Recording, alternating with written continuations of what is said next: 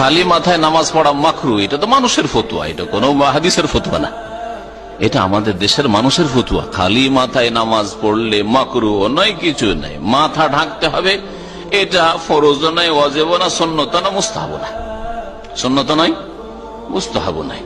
টুপি পরা, টুপি পরা কিন্তু নামাজের কোনো অংশ না, ঠিক আছে, পড়তে পারেন আপনি, পরার টুপি এটা আদতের সুন্নাহ। এবং যে সমাজে টুপি পরা অ্যাডর্নমেন্ট বোঝায়, অর্থাৎ দেখতে সুন্দর মনে করে, সেই সমাজে টুপি পরাটাই উচিত। কারণ মুসলিম সবসময় নামাজে যখন আসবে তখন দেখতে সুন্দর হিসেবে আসবে, এইটুকু গুরুত্ব আছে। কিন্তু আমি মনে করলাম যে আপনার নামাজটাই হইল না, বা টুপি না হইলে নামাজই হবে না, বা এটাকে অনেক সময় দেখবেন ওই কোন মসজিদে সামনের রোতে টুপি ছাড়া দাঁড়াইছেন, পত্রিকা এনে একটা দিতেছে আপনার, যেটা পরে দাঁড়ান, এটা হচ্ছে সেটা, মানে এক্সাজারেটেড, যেটুকু গুরুত্ব দেওয়ার কথা ছিল তার চেয়ে বেশি গুরুত্ব দিলাম, এটাও কিন্তু বিদআত। এটা হইতেই পারে, যেমন আমি ধরেন কথার কথা 46 ইঞ্চি লম্বা তোপ পড়ছি, আপনি 48 পরে মনে করলেন যে আমার চেয়ে আপনি বেশি পরেজগার, এটাও কিন্তু বিদআত হতে পারে।